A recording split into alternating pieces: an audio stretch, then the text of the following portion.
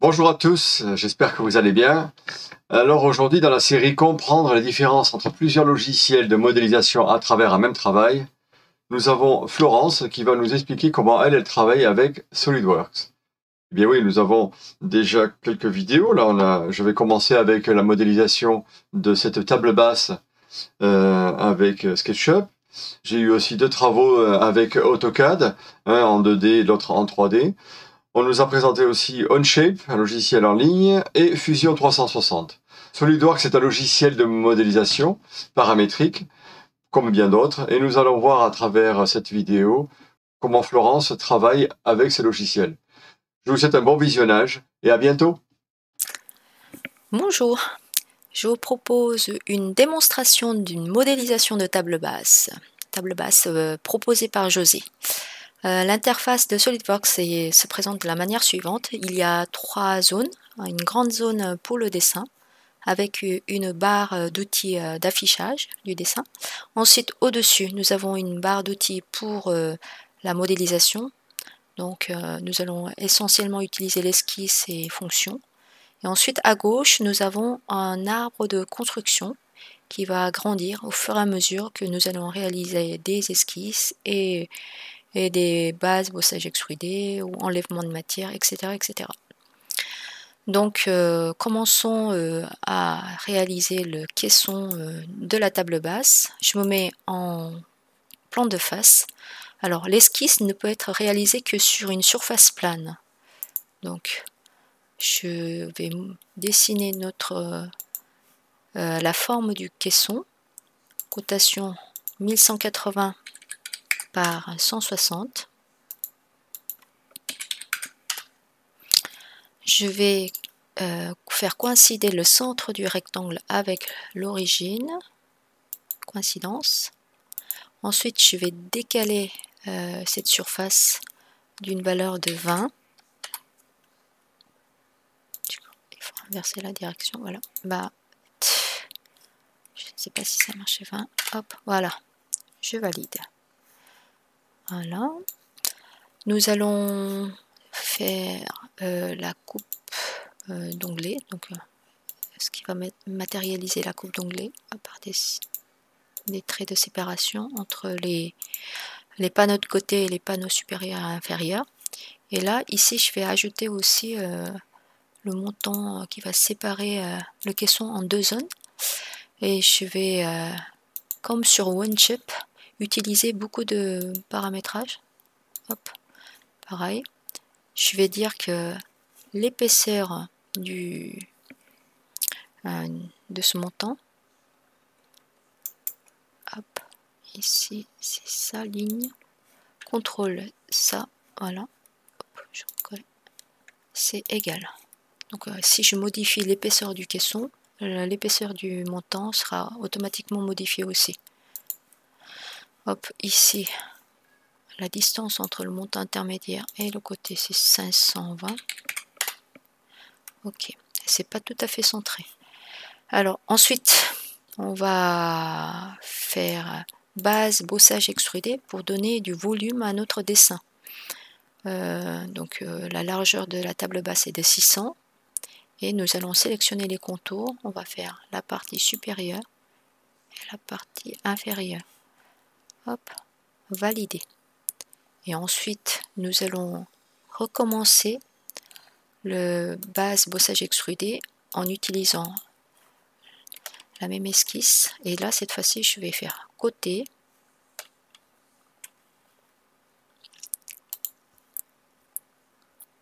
Pas la fonction mince. Hop, côté. Pourquoi il sélectionne ça? Hop, voilà. Montant intermédiaire et côté. Voilà. Donc ici, au lieu de borgne, je peux dire jusqu'à la surface, c'est là. Comme ça, automatiquement, si on modifie la largeur du panneau supérieur et inférieur, les côtés vont modifier automatiquement. Alors, j'ai oublié de décocher, fusionner le résultat.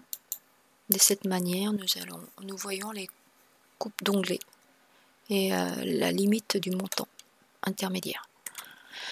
Une fois que nous avons ça, nous allons dessiner les séparateurs à l'intérieur de chaque case.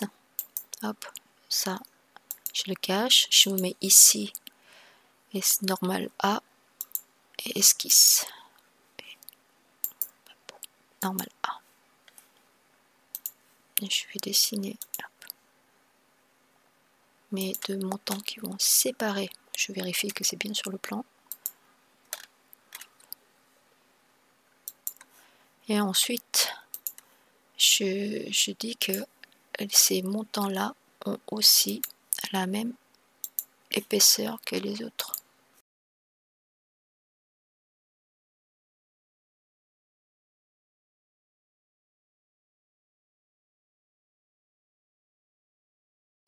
Une fois que nous avons terminé le caisson, nous pouvons passer à la modélisation du pied. Une fois que nous avons notre caisson, nous allons réaliser un assemblage à partir du caisson. Et dans cet assemblage, créer notre pied. Donc je fais Fichier, créer un assemblage à partir de la pièce.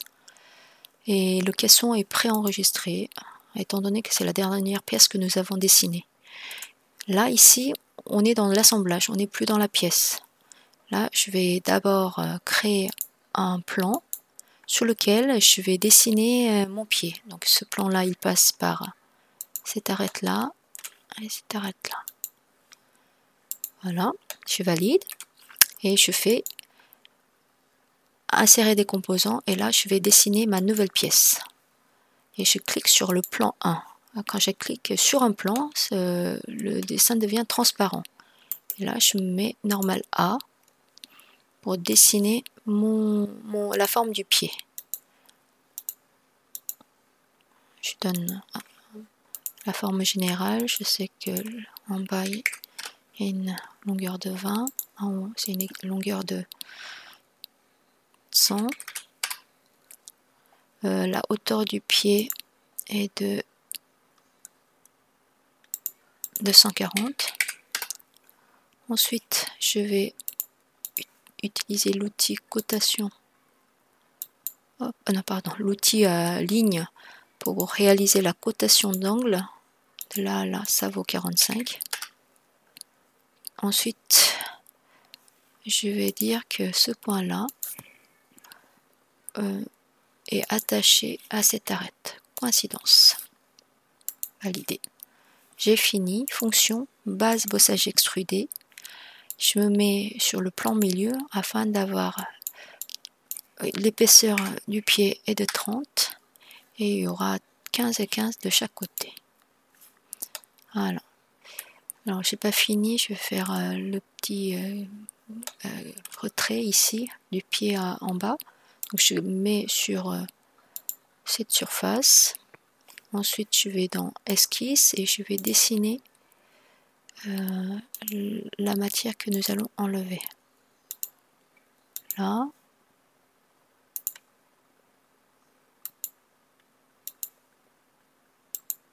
L'épaisseur à enlever est de 7. Et ensuite, je vais juste rajouter une relation. Contrôle ça, je veux dire que c'est égal. Voilà. Ensuite, je vais enlever de la matière. Alors, par défaut, il propose toujours l'enlèvement de matière qui est perpendiculaire au plan de dessin. C'est pas ce que nous voulons enlever suivant cette direction. Je me coche là et hop, ici, à travers tout. Voilà. Ensuite, par symétrie, nous allons réaliser les 3 autres pieds. Je sors du pied en cliquant sur l'icône à droite. Je clique droit, je mets renommer pièce, je l'appelle pied. Et je dis enregistrer comme assemblage, ok. Bon, c'est normal que ça clean, parce que j'ai enregistré déjà plein de fois. Ensuite, une fois que nous avons un pied, nous allons créer des plans de symétrie. Plan. Alors, il y a un plan qui va être par rapport au plan de face, qui va passer par le milieu de la largeur du caisson, du plateau. Donc là, si je passe ma souris sur le caisson, il y a un point qui va venir apparaître quand il veut. Là, ok, valide. Je vais créer un autre plan. Hop. Par rapport au plan de droite, là, ce plan 2 n'existe pas. Donc c'est par rapport au plan de droite, il va passer par le milieu du caisson qui est là. Ok. Donc nous avons 1, 2, 3 plans. Ça va nous suffire pour réaliser la symétrie des pieds. Hop. Composant symétrique par rapport au plan 3, je vais sélectionner mon pied, je valide et je dis que c'est un composant parfaitement symétrique. Validé. Ensuite, je refais pareil. Composant symétrique. Cette fois-ci, le plan de symétrie, c'est le plan 2 et je dis que c'est parfaitement symétrique. Validé. Voilà. Nos pieds ont été réalisés. Maintenant, nous allons faire la traverse. Alors, pour cela, nous allons dire que c'est une nouvelle pièce et nous allons repartir sur le plan 1. Hop, ça redevient à nouveau transparent. Je me fais normal A. Je prends l'outil ligne. Ensuite, je vais venir faire la traverse. Je vais dire que cette ligne-là, je clique droit, est bien horizontale et que la hauteur de la traverse est de 50. Fonction base bossage extrudé et une épaisseur de 24 et par rapport au plan milieu. Je valide. Une fois que nous avons ça, c'est pas fini, il faut matérialiser le tenon à l'intérieur. Donc je clique normal A, je vais dessiner une esquisse.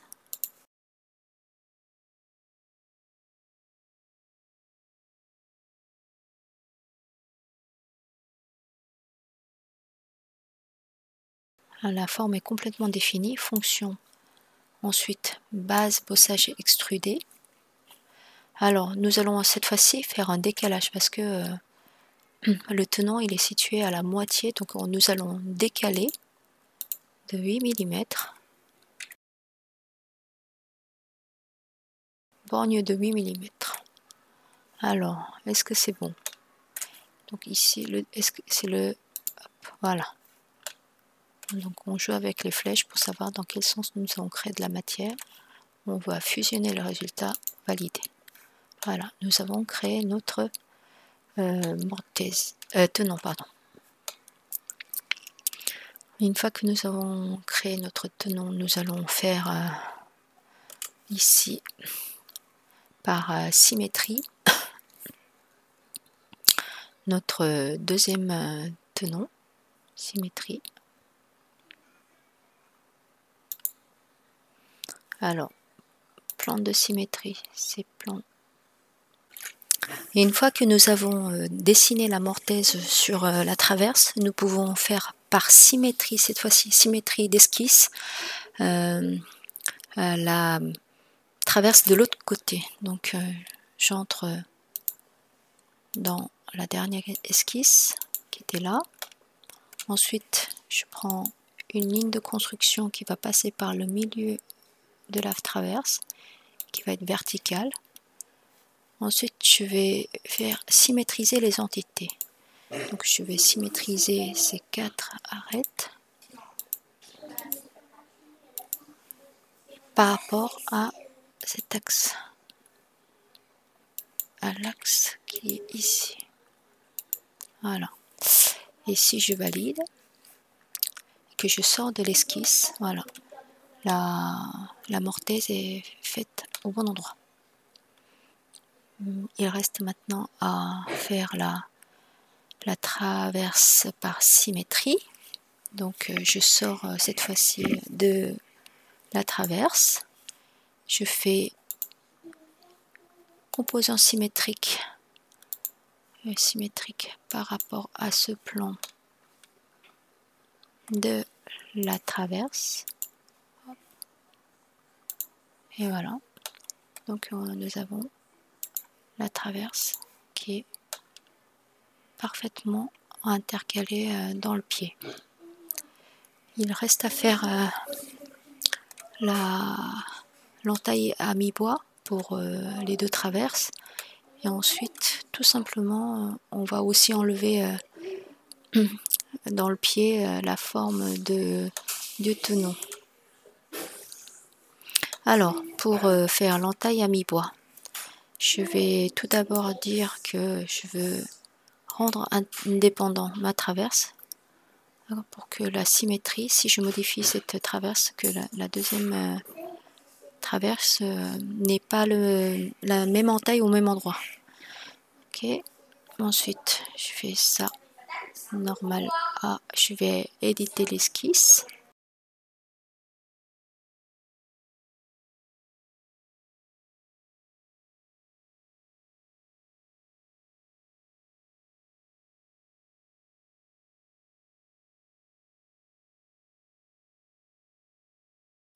Ensuite, je vais enlever de la matière. Enlèvement de la matière. Donc ici, peut-être là. Donc je vais décaler et je vais demander à ce qu'il enlève la moitié de la hauteur 25. Décalage de 25. Hop, je change. Non, c'est pas ici. C'est ici le décalage. Voilà. Hop, j'ai enlevé de la matière dans la traverse. Je valide.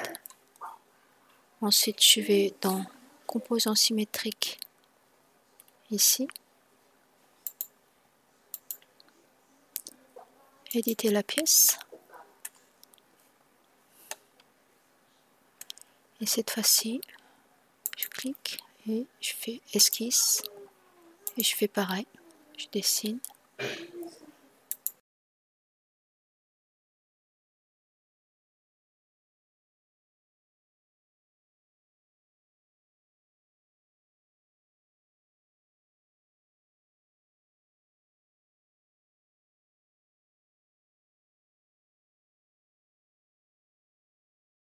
Pour réaliser la mortaise sur le pied, j'édite la pièce pied. Ensuite, j'utilise l'outil empreinte et je clique sur la traverse et je valide. Et donc, la mortaise a été réalisée automatiquement par symétrie sur les 3 autres pieds. Je vais réaliser maintenant la façade rapportée du tiroir ici. Je vais donc créer une nouvelle pièce sur cette surface, sur ce plan. Donc un petit carré de 40 par 40.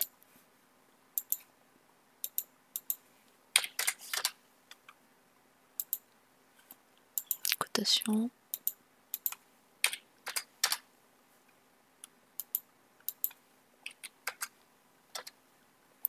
Ensuite, base bossage extrudé, une épaisseur de 8 mm. Et là, je vais changer d'orientation. Ensuite, je vais enlever de la matière sur cette face.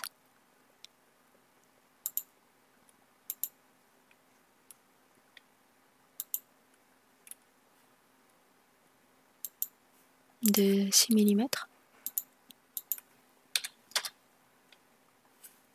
Fonction, enlèvement de matière à travers tout.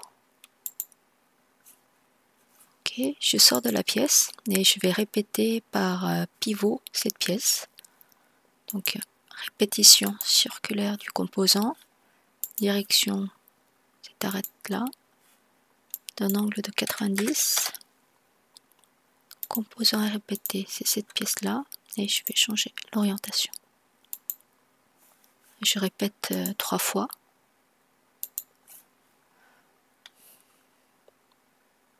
Direction.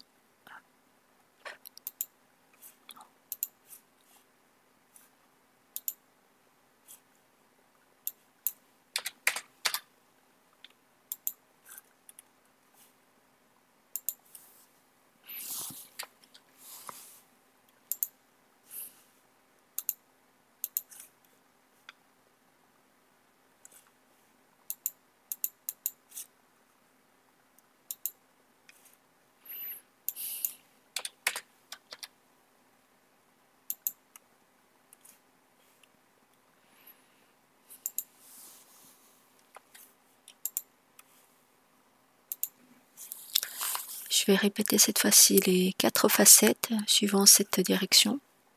Répétition linéaire, direction ici. Chaque facette fait 40, 4 x 4, 16. Donc ça fait 160. Je vais répéter 2, 3,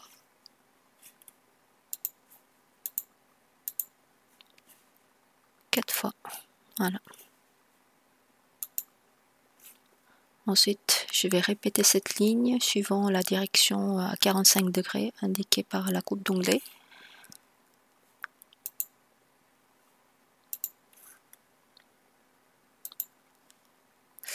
Et la distance, c'est racine carrée. QRT, SQRT, racine carrée de 40 x 40 plus 40 x 40. Hop. On change la direction. Il faut que je répète que 3 fois. Je valide. Ensuite, je vais effacer, supprimer les facettes dont je n'ai pas, dont on n'a pas besoin.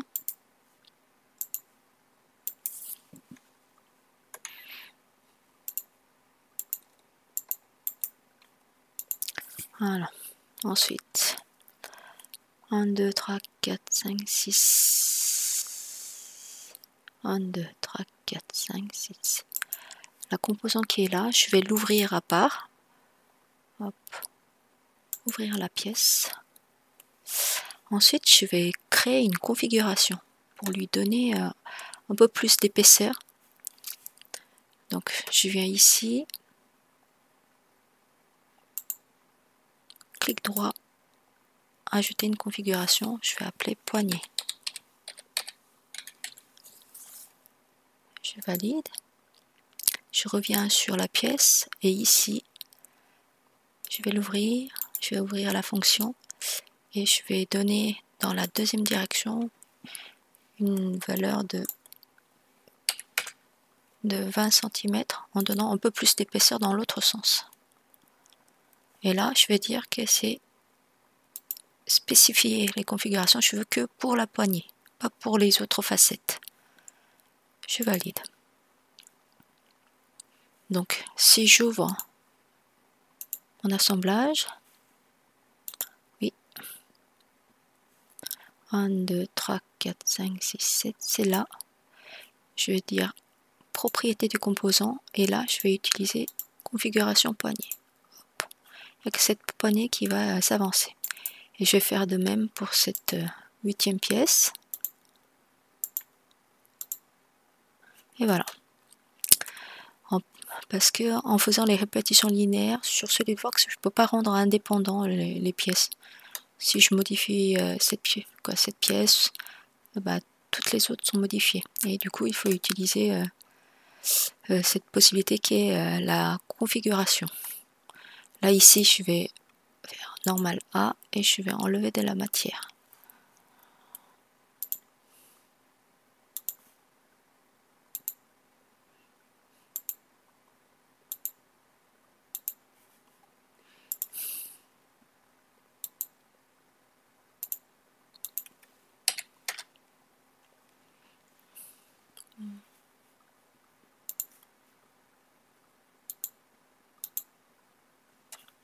Cotation, je vais coter l'angle.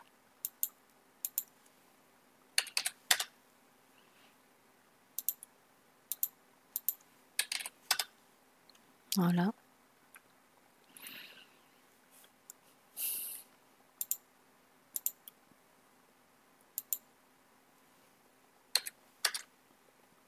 Non, pas trop, 4. Ouais. Ensuite, je vais dans l'assemblage et enlèvement de matière à extruder à travers tout. Voilà.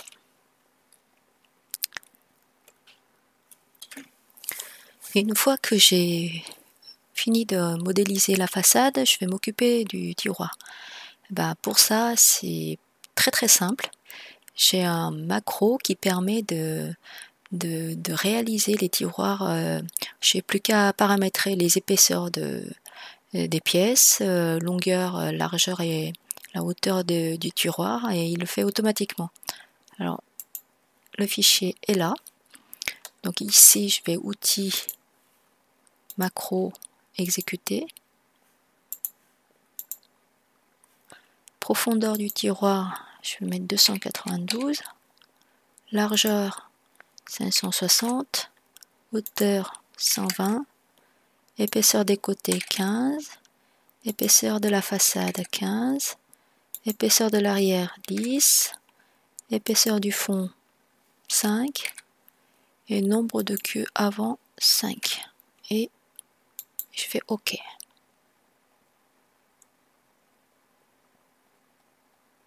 Et voilà, j'ai fini. Et donc ce tiroir-là, j'ai plus qu'à l'intégrer dans l'assemblage de ma pièce, de la table. Je vais aller donc chercher le tiroir, insérer les composants.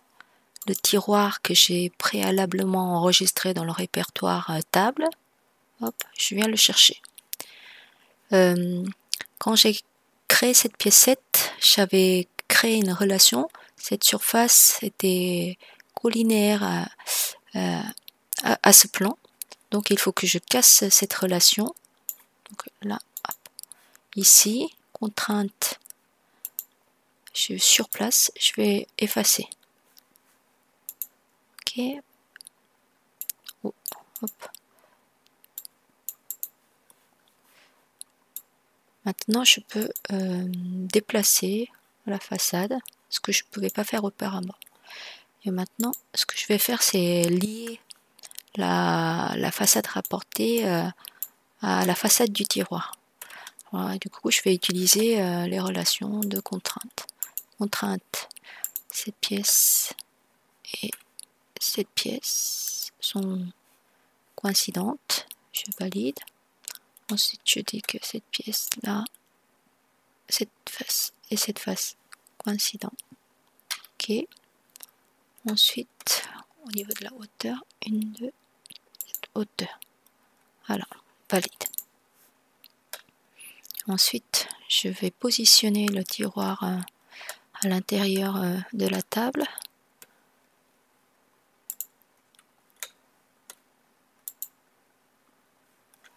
Entrée. Ça, je veux dire que c'est cette fois-ci parallèle. À cette face. Ou coïncidence. Valide. Voilà. Je vais donner l'apparence bois sur les pièces. Donc je vais ici, apparence, organique bois. Soit je donne l'aspect, la même texture à l'ensemble de la table. Donc je vais aller chercher. Hop. Ok, je monte ici sur l'arbre de construction et je vais aller chercher. Hop. Là, toutes les pièces ont l'apparence frêne poli.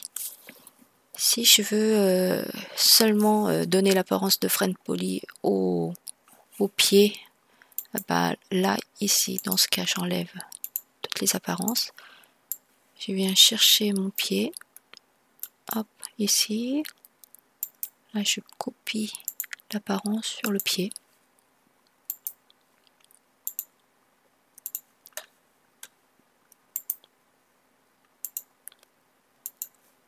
Et ensuite, je peux donner une autre apparence sur le caisson. Ici. Et je peux choisir et faire de même. Clic 3. Hop.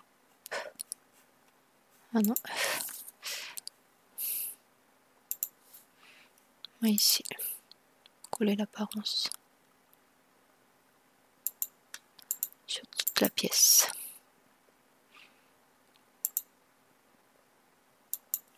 Et voilà. Les traverses, on va choisir cette texture de frêne, copier et coller l'apparence.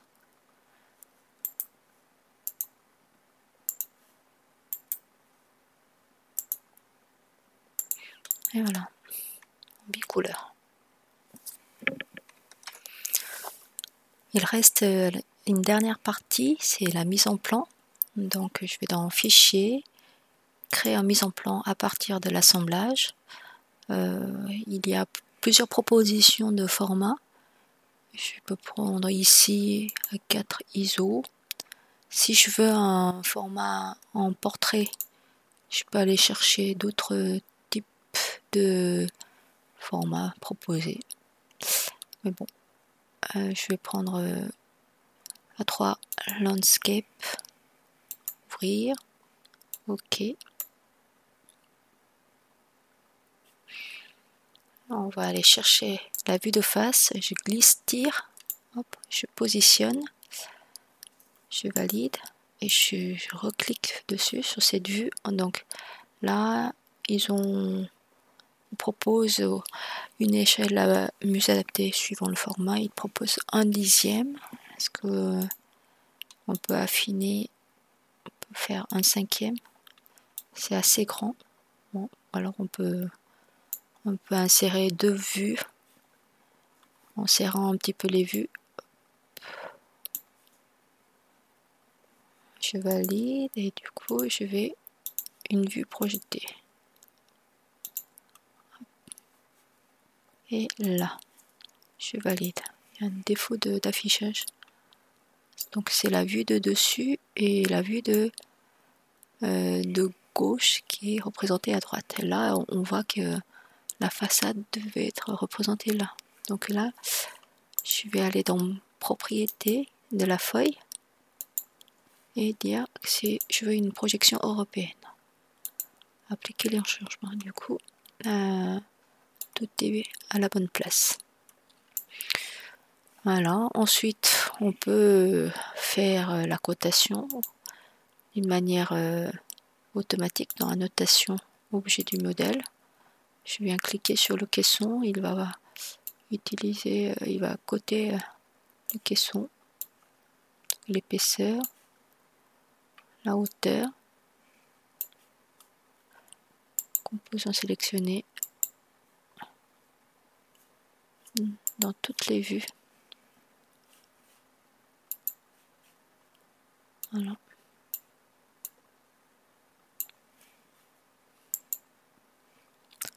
Ou alors on peut faire de la cotation à la main, cotation intelligente, pour coter la hauteur du pied, comme ça. Voilà. L'épaisseur, la hauteur de la traverse du pied, comme ça. On peut représenter les vues avec les arêtes extérieures ou avec les arêtes cachées. Voilà. Ou alors avec la texture que nous avons choisie. Plein de possibilités. Hop. Et ensuite, on peut aussi insérer une vue dimétrique ici, avec la texture bois, en réduisant hop, en 20e. Voilà.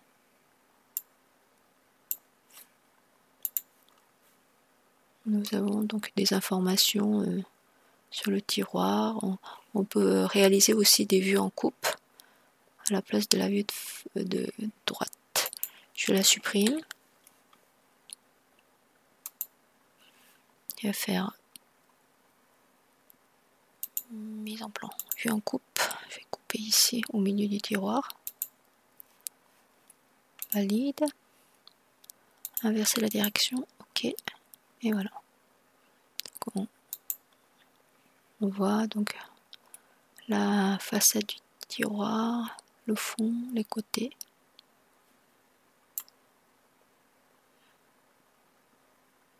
Voilà, vue en coupe.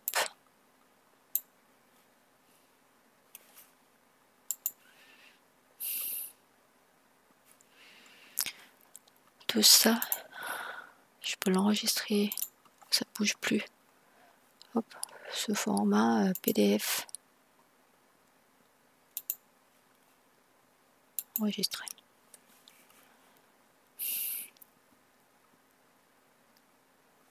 On peut ajouter aussi des annotations dans le cartouche, éditer le fond de plan ici, insérer le titre.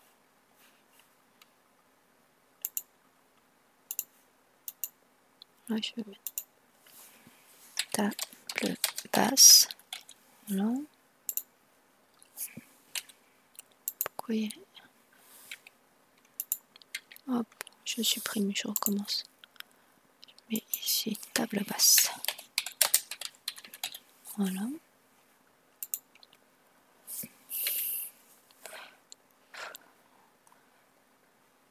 Échelle 1/10. Finition. Voilà. Non. Ensuite, pour revenir sur le dessin, je fais clic droit et éditer la feuille. On peut bien sûr modifier les dimensions des cotes. On peut agrandir.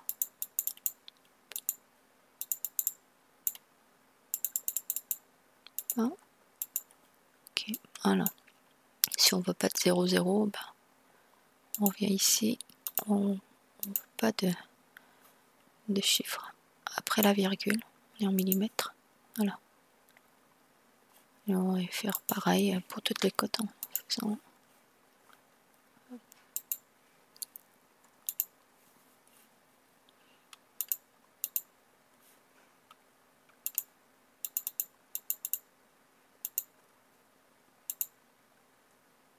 Je sais plus si j'ai pris valeur.